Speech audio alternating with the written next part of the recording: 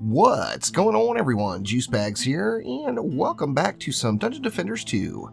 Today I wanted to talk to the returning player, as I do get asked lots of questions in all aspects, really, of what folks should do if they haven't played DD2 in a long time and they're coming back to the game. Now, DD2 has had some major structural changes over the course of the last couple of years, and depending on how long it's been since you came back to the game, will kind of determine exactly how confused by what's going on you are. First things first, let's take a look at the current progression system. As it currently works, you start off by finishing up the campaign. Once you get done with the campaign, you're going to want to go over to either Onslaught or Trials. Now, Onslaught and Trials are lateral progression. You can choose either or, and you can go back and forth between the two. And everything is based off of the Trials gear and loot system. So Chaos 7 is the maximum trial. Although you can go as high as you want in Onslaught, there is no limit. The gear will never drop above the current Chaos 7 level. Now, if you left the game in the Nightmare days and you were in Nightmare 4 gear, you are going to find yourself fitting in right around Chaos 3. All of the progression in the game is based off of the champion score. You see, my champion score is 2013, and your champion score is essentially your gear score of your best geared hero in your deck. So we look in this case, my monk is my 2013 gear scored hero, which makes that my champion score, as it is my highest one. Now, after you get finished up with either Onslaught or Trials, and you've got yourself in full Chaos 7 gear, then you can go over and check out either Incursions or Mastery. Now, Incursions are mini versions of various Trials tier maps. You don't have to wait until you are finished with Chaos 7 to play around with the Incursions. However, know that these are they're more easy to complete if you have a full set of shards. That is the same thing to be said as Mastery, although there are some nice rewards for going through all of the Mastery maps and unlocking all those stars. Mastery is going to be very difficult to complete if you don't have a full selection of shards. So you want to make sure that you have shards available from all Chaos tiers before attempting Mastery. Now, Mastery, you are geared down to make it a comparable challenge. As we see, of course, Mastery will start at Chaos 1, and no matter what your set of gear is, you will be temporarily scaled down to Chaos 1 levels. This goes for your Ascension as well, and it moves us over to our next topic. After hitting level 50, you start earning Ascension levels, which is very similar to like Paragon levels in Diablo 3, and the Ascension system will give you points that you can put into various skill tree slots. If we look at the Monk, we've got 3 categories: Offense, Defense, and Utility. Each level you go up, you will earn one of these. At Ascension 1, you earn 1 point for Offense. At Ascension 2, you earn 1 point for Defense. And at Ascension 3, you earn 1 point for the Utility category. And this continues on for as high as you want to go. The most important points that you can put into your Ascension are going to be into Hero Crit Chance if this is a DPS hero, or into Defense Crit Chance if this is one of your builders. As we see here, this is indeed one of my builders, so my first 20 points went into Defense Crit Chance. After Defense Crit Chance was maxed out, I can go ahead and go into one of the range gambits or Defense Crit Damage, depending on what you want to do. The range gambits will help you out significantly, and on the majority of defenses in the game, it is definitely suggested that you go into range after maxing out your Defense Crit Chance on your builders. In the defense category, it is kind of self-explanatory. Depending on what defense you're using is what points you'll want to put in. Now, if you were an old grinder in the game and you have lots of different heroes all set up for various different defenses, then you are gonna want to just go into the individual defenses themselves. If you only have one hero building all the defenses, one of the best use of your first points is going to be going into defense speed. Now, the math doesn't work out where this is number one to do if, say, on this monk, I'm only building flame auras. So if I was just building flame auras on this one, I would just put all those points directly into flame aura damage.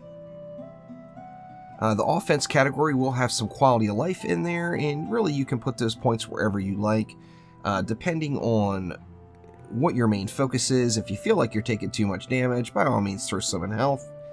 If you like to use, say, Chi Blast on the monk, throw some directly into Chi Blast. And then as we see at the very bottom of the Ascension screen, you can reset with either Defender Medals or Gems.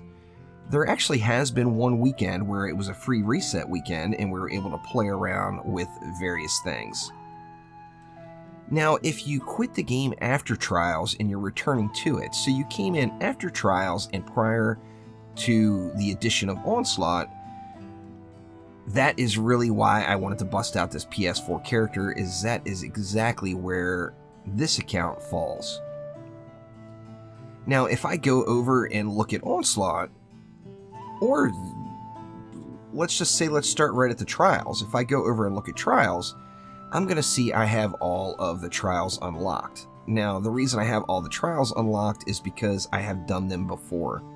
Now, although Champion Score determines where you're going to fall in which Chaos tier, and that is how, by improving your Champion Score, will unlock the additional Chaos tiers. Since I cleared Chaos 7 prior to the Champion Score being added into the game, it is already unlocked. In addition to that, Onslaught, by clearing Chaos 7, it's going to unlock Onslaught 55. So a lot of folks will come in and see that they have Onslaught Floor 55 unlocked. However, they are completely incapable of doing it. The reason is once again, you were grandfathered in. If you had completed a Chaos 7 map in the past, even if you were fully AFK and someone just carried you, then you are going to have Floor 55 unlocked. This is not where you should be trying to start, and you should base where you're starting at really dependent on your experience in the Trials and with the individual mobs that come. Now, in the Chaos Trials, each Trials tier is going to unlock a new special enemy. All of these are listed right here on the war table and in the game browser. As we see here, Chaos 1, threats encountered are vanguards, highly trained deflection experts, and masters of frontal shield defensive attacks, or tactics, pardon me. Now, basically what this is saying is any of those projectile towers that are going to shoot, for example, a cannonball tower, they are going to do reduced damage or no damage if you are hitting these mobs from the front. If you move on to Chaos 2, you see we have cyborgs. Orcs utilize rare elements in their weapons and armor that serve to disable a variety of traps and auras. Now, you've got mobs in Chaos 2 that are going to disable your traps and auras. That also does pass over nodes for the EV2. What this tells you is it's probably not the greatest idea to use traps, auras, and nodes in Chaos 2. Moving on to Chaos 3, you see we have geodes, ancient war devices that have been deployed to deflect incoming projectile attacks. Keywords right there. So in Chaos 2, you had enemies that disabled traps, auras, and nodes. In Chaos 3, you've got enemies that are going to reflect projectile attacks. So back to, say, that cannonball tower. The cannonball tower would work great in Chaos 2 because it is not a trap, aura, or node. However, in Chaos 3, it will be a deal breaker, as it is going to reflect all of those projectiles from the defenses or the projectiles from the hero itself. This damage is reflected and it will come back at you, which means if your cannonball gets reflected and hits you, it's going to kill you. If your cannonball is reflected and hits one of your walls, it will damage your walls. This is the case all the way up through Chaos 7, and each Chaos tier is going to have a new enemy that you're going to want to become familiar with. Now, in Onslaught, all of the Trials enemies plus the Incursion enemies are all present, and there is the addition of lane mutators. Now, the lane mutators don't really get intense to the higher levels.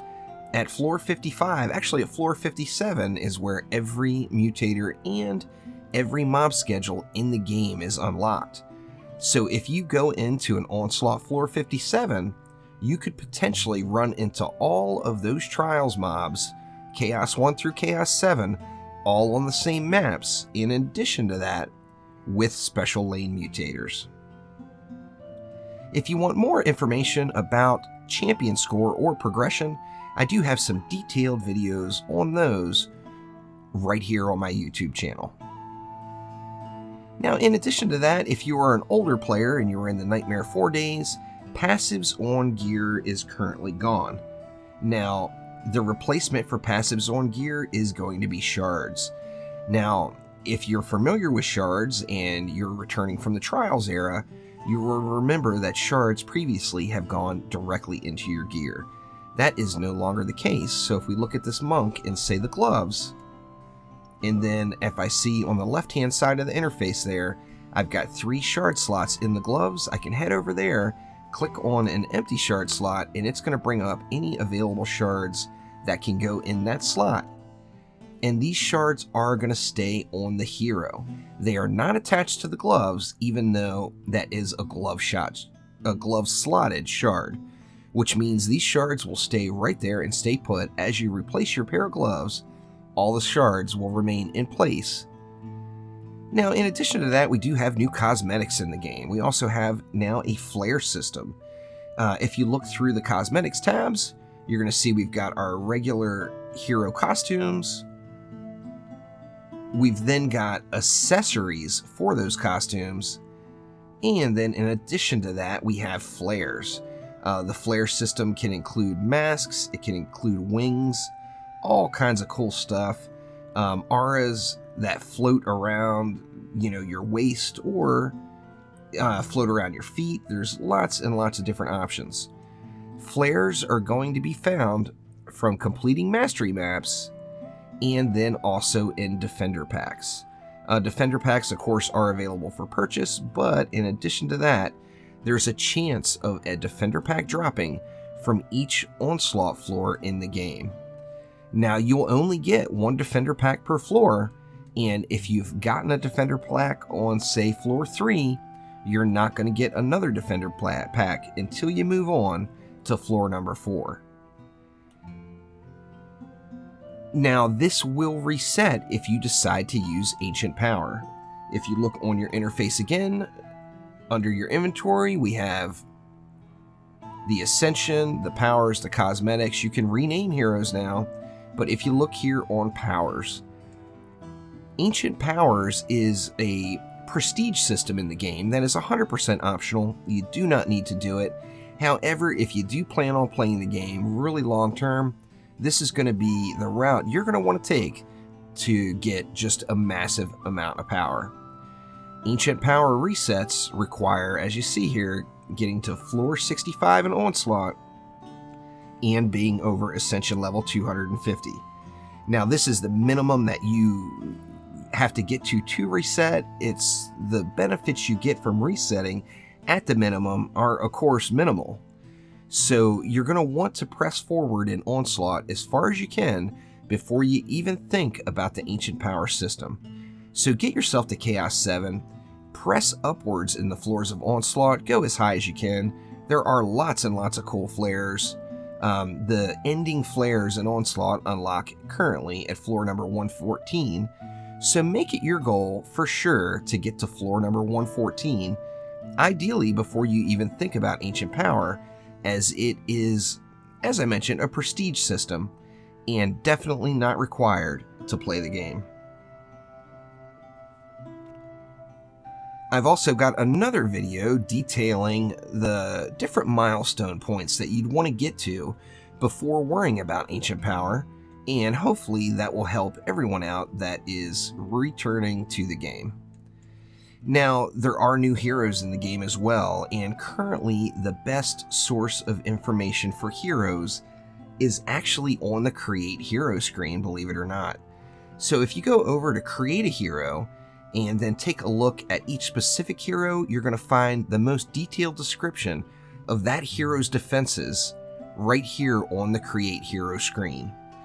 For example, if you're just new and returning to the game and you're unfamiliar with, say, the Dryad, you can select the Dryad and just navigate through the various Dryad's abilities and defenses and see what they do. For example, the Moss Hornet's Nest, it gives you a nice description of it. It also gives you the benefit that you see when you go corrupt. The Harpy's Perch, the Slime Pit, and the Angry Nimbus. This is the same for all of the heroes. So get yourself familiar with the Create Hero screen, as that is the most accurate description of all abilities and defenses in the game.